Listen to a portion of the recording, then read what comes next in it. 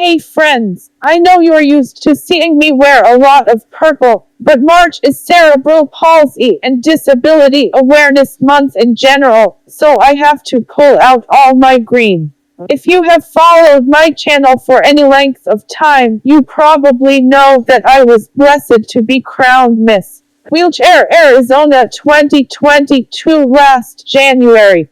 I had an incredible year and was able to reach people I never imagined I could. Even though my reign is officially over, I still want to spread the message of my platform and change people's perceptions so the world can become more accessible. My platform is always assume competence, which means when you are talking to a person with a disability, you should always assume that even though they have limitations, they can understand what you're saying and everything going on around them until you know for certain otherwise. Even if you become aware of someone's cognitive disability, you should still communicate with them with dignity and figure out what accommodations need to be made in order to help the person communicate and understand.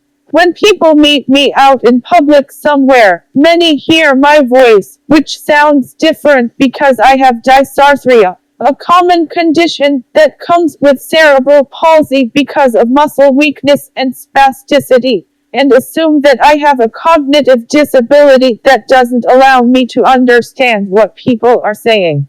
This is not true. Dysarthria only affects the muscles in my jaw and face. It has nothing to do with my mental competence. I used to get really frustrated with this and ask God, if you are going to keep me in this chair, couldn't you please just let me speak clearly? But I realize He has very specific reasons for allowing my voice to sound the way it does. Still, I have all the typical thought processes, goals, dreams, and desires as any other woman who is about to be 40. I want to use my experiences and gifts to encourage and help others discover God's purpose in their hardships. The only difference is I have to find the alternative solutions for just about everything I do.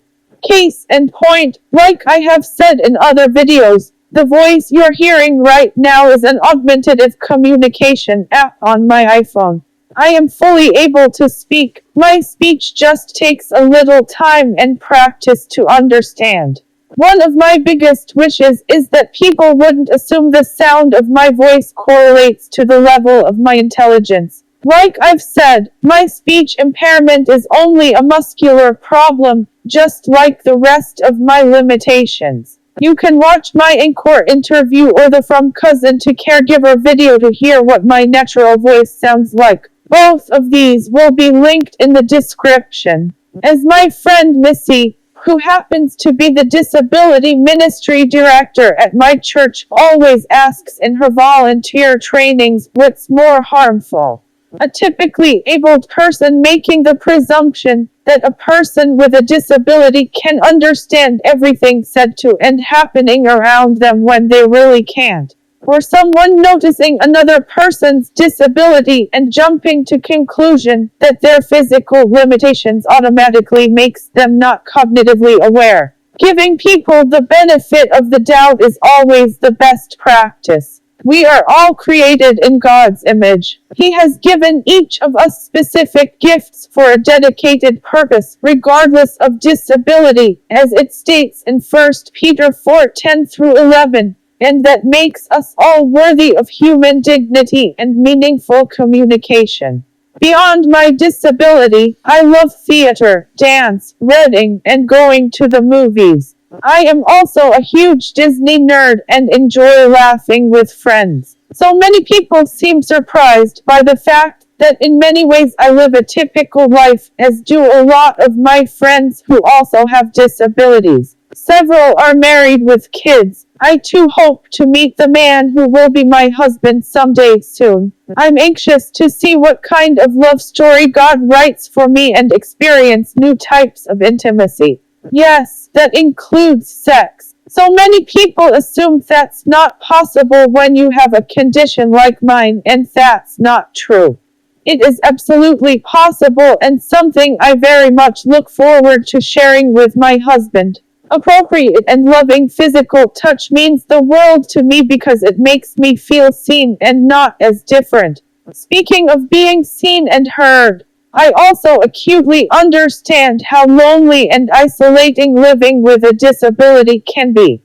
In light of this, I feel the Lord is leading me to take a leap of faith and do something that probably seems unrealistic for a person with a speech impairment. I just launched a podcast called Rolling in Grace. It's meant for inspiring hope in others who struggle to be seen and heard on their journey to discover God's purpose in their life with disability and hardships of all kinds. It is available on most major platforms with video content here.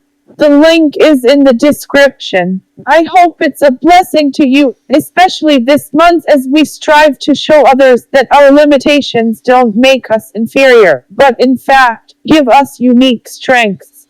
Don't forget that Saturday, March 25th is National Cerebral Palsy Awareness Day. This day is a means to educate, push for inclusion, and find a cure for cerebral palsy. Happy Disability Awareness Month. Love, grace, and peace to you all, my friends.